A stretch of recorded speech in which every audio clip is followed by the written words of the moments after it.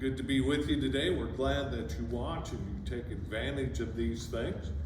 Not really much for announcements right now other than this Sunday, our new DS, Reverend Michelle Lundula, is going to be installed in Storm Lake, and we're excited for him and we're excited for the connectional life of the church. We look forward to working with Michelle. And at some point, you'll get to meet him. He's a lovely man, a very God-fearing man, very spiritual, very giving, and I think you'll like Michelle. So we continue in our sermon series of #BUMC.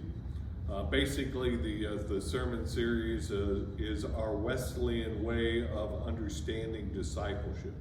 That is, how do we in the United Methodist Church follow Christ and try and be like Christ? The United Methodist Church has a particular way of looking at that. And as part of the sermon series, I put together this little booklet. It's not long, 12 pages long, as a supplement to the sermon series to help you understand Wesleyan discipleship. And those are available here at the church. You can contact the church office if you'd like, and we'd be happy to send one your way. And we hope that you can use it and that you deepen your understanding of Wesleyan discipleship. During this sermon series, we're looking at Wesleyan discipleship through the eyes of our general rules. The general rules of our societies, as John Wesley calls them, and they're in our book of discipline. And the three general rules are this: do no harm, do good, stay in love with God. So this week we're on the second rule of doing good. And we're going to take a look at a passage in Romans in the 12th chapter to help us understand what is doing good. In the 12th chapter of Romans, Paul is trying to tell us the correct behavior a community of faith will have. And he reminds us that we as a community of faith, as we as disciples of Christ, are in the business of transforming lives. It is our job to change lives for the better. And in this Roman passage, he reminds us that the tools, or that the way that we change life, the method, is through loving other people. And that the tools that we use are patience and hope, honor and respect. And that when we can treat people that way, with honor and respect and patience, that we can change their lives. That they can come to an understanding of the love of Christ for them in their lives. Also, we can go to Matthew 25, where Jesus tells us, right?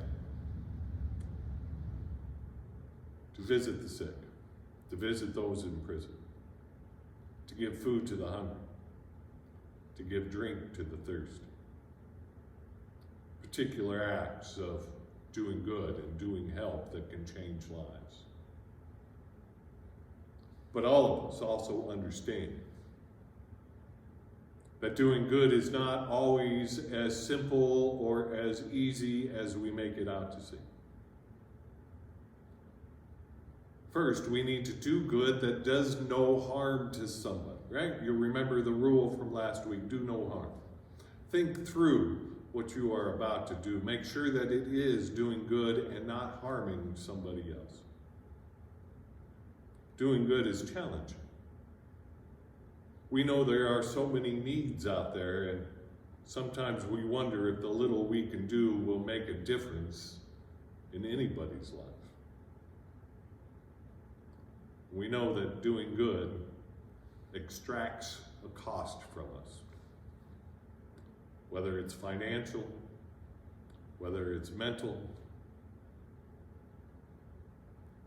We also know that doing good is not readily accepted by our society. We're more of a society that would not do good to others, but have them pay and get even. And we know in the life of John Wesley, who really shows us how to do good, and we'll talk about it in our sermon on Sunday when we talk about Bristol and the work that he did there. That often he was met with throwing rocks, met with thrown food. But the people did not always like the good that he was doing in their community. But nonetheless, that's what we're called to do good, to change lives in any ways that we can. So I hope to see you soon. In the meantime, be well.